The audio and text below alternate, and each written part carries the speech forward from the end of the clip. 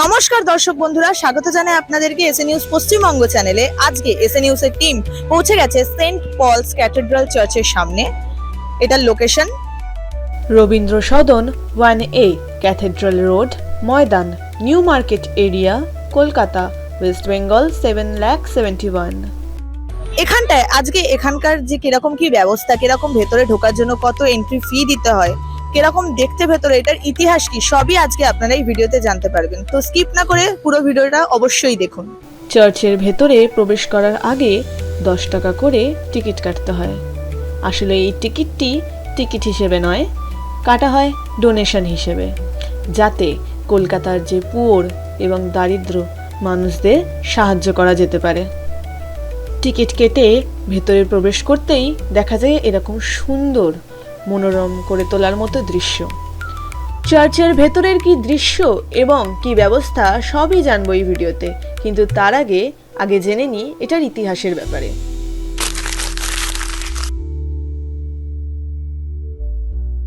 19 শতকের গড়ার দিক, ব্রিটিশরা তখন কলকাতাকে ভারতের রাজধানী হিসেবে গড়ে তুলেছে। নগর জীবন, ব্যবসা, প্রশাসন সবকিছুর কেন্দ্রই তখন এই শহর। এই সময় ইংরেজ বিশপ ড্যানিয়েল উইলসন অনুভব করেন শহরের ইউরোপীয় খ্রিস্টানদের জন্য একটি বিশাল গির্জার প্রয়োজন। সেই থেকেই শুরু হয় সেন্ট পলস ক্যাথেড্রালের পরিকল্পনা।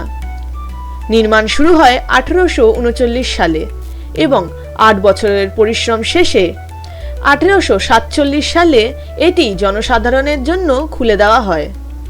মূল স্থপতি ছিলেন মেজর উইলিয়াম নাফিল্ড ফোর্বস, যিনি ইংল্যান্ডের গথিক ক্যাথেড্রালগুলোর আদলে এটি তৈরি করেন, তবে ভারতীয় আবহাওয়ার উপযোগী করে।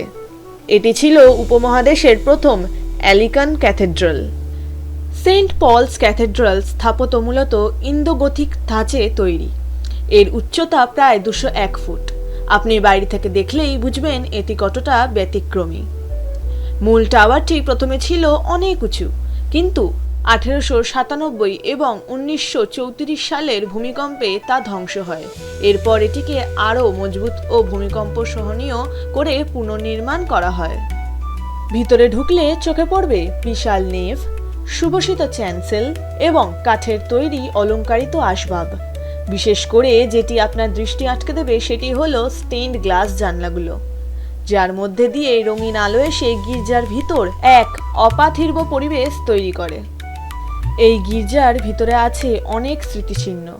ব্রিটিশ অফিসার, মিশনারি ও ঐতিহাসিকদের স্মরণে তৈরি হয়েছে অসংখ্য ফলক। অল্টারে আছে দ্য লাস্ট সাপারের একটি অসাধারণ চিত্র, যা লিওনার্দো দা ভিঞ্চির অনুকরণে তৈরি। চার্চের চত্বরটি যেন শহরের মাঝখানে এক শান্তির দ্বীপ। চারপাশে গাছগাছালি, ফুলের বাগান আর বসার জায়গা। সেন্ট পলস স্কুল নামের একটি প্রাচীন শিক্ষা প্রতিষ্ঠানও আছে এর পাশে, যা 1823 সালে স্থাপিত হয়। বিশেষ করে বড়দিনে এই জায়গাটি আলোর মালায় ঝলমল করে। ধর্ম বর্ণ নির্বিশেষে হাজারো মানুষ এই উৎসবে অংশ নেন। আজও সেন্ট পলস ক্যাথেড্রাল চালু আছে। প্রতি রবিবার এখানে নিয়মিত প্রার্থনা হয়।